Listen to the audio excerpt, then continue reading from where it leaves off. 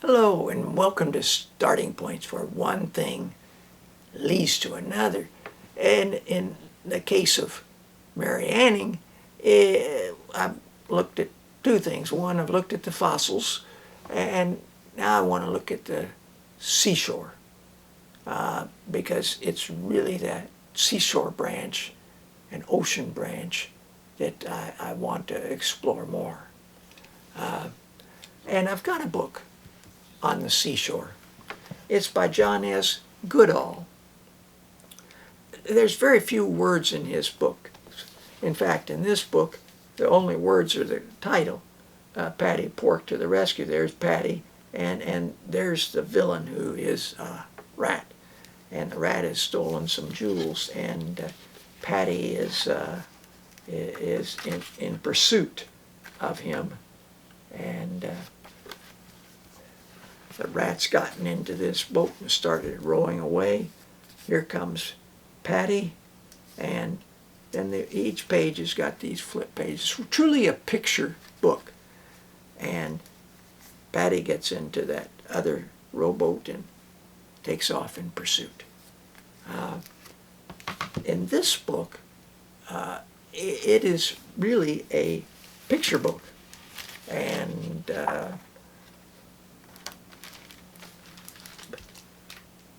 tracing the history of the coast, of the seashore, of the southern part of England. And so you can get Punch and Judy shows. You've got, flip the page here, you get day trips, children playing in the water, all kinds of things that one associates with the English going to the sea. And where did that start? Well, in the early 1800s, and so there's words on this page which I found quite interesting. King George III took his family to Weymouth for their health. And so began a fashion for seashore holidays and the development of the seaside town as a place in which to enjoy yourself, whatever the weather. So, 1800s, George III visits Weymouth.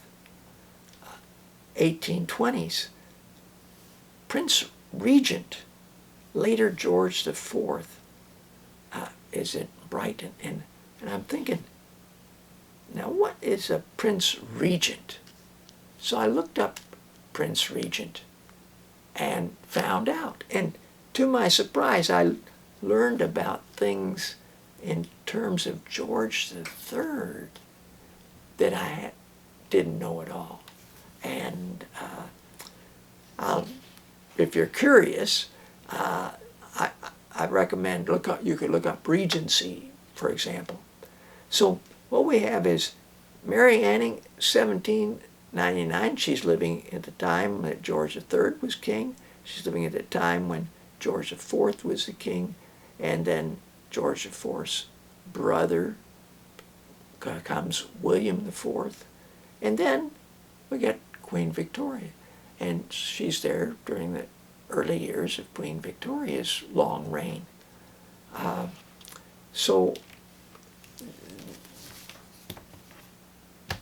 Some history, in a sense. But this book by Shirley Hughes, who is a writer and illustrator of children's books, is the big Alfie Out of Doors storybook, it's called. And she's included in it a number of stories, 2 poems, and I really like what she's done. First story is called Shop. There they are playing at home. In the back there's a big bush, and the mother gives Alfie a big box. And Alfie decides that he could use that as a counter in a store. And this is Annie Rose, his sister, and she's watching, and they talk it over, and they go looking for things to sell in their store. And there's all these fall seed pods, seeds, and then they need some money. And so they get the silver dollars, the honesty plant or the moon plant, and so it's just that they're working together, that they're doing imaginative play. They set up their shop, and grandma's there visiting, and they get cuddles when they need cuddles, and Mom makes signs, open on one side, closed on the other, and this is so that Alfie's pretending he's Mr. Lewis, Burroughs, who owns a shop in the high street. And Mom says, even Mr. Lewis Burroughs has to go to bed sometime, I expect, said Mom. She's not forceful. It's not time to go to bed. It's just working with and understanding. There's one of the poems called Fallen Giant, and of course it appealed to me because it shows a tree, and they're playing the different things. They can pretend that it is a house with many rooms, and it's a ship sailing out, and it's a giant, and it ends with a big tree lying down as a good place to play, but you can never make it stand up again, not ever. And the next story is Alfie goes camping, and they make an imaginative tent, a sheet over the clothesline, and some rocks to hold it out on one side and rocks to hold it out on the other, and you've got a place you can enter and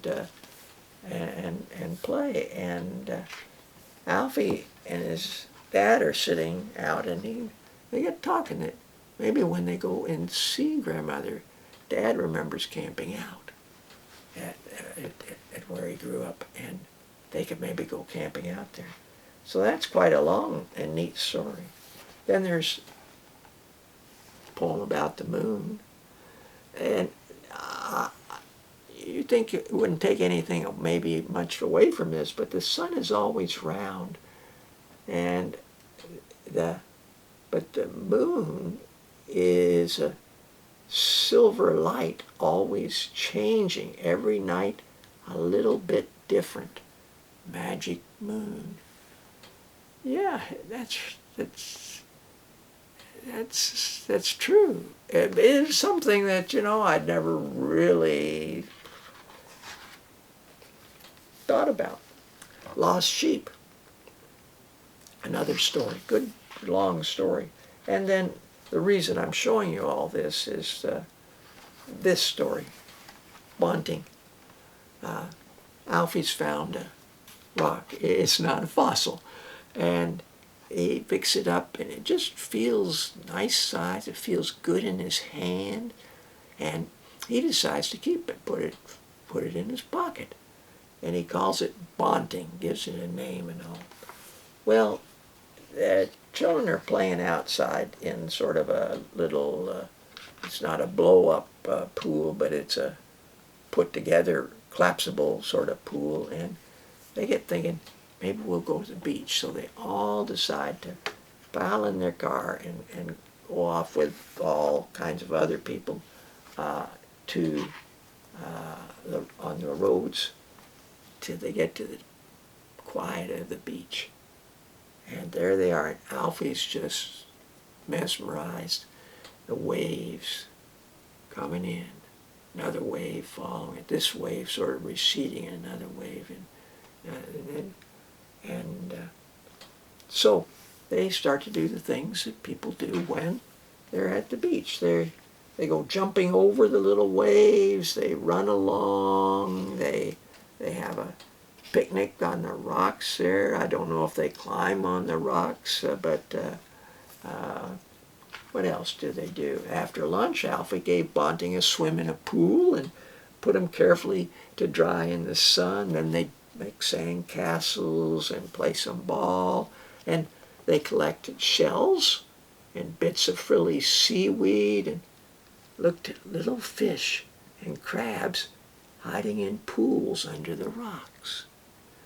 And at last, when the tide had gone out, leaving miles and miles of shining sand, and Alfie's shadow was getting longer and longer, it's time to go home. So they get packing up. And then, of course, Alfie felt in his pocket to check that Bunting was still there, and he wasn't. And he goes to look where he'd left him. Not there. And you can imagine how he is feeling this very expressive look on the face. And here he's crying, his dad's looking, his mom's looking, Annie Rose is looking. "But we can't leave Bunting behind," wailed Alfie. "He'll be all lonely on the beach at night." Dad put his arm around Alfie. He's down on his knees.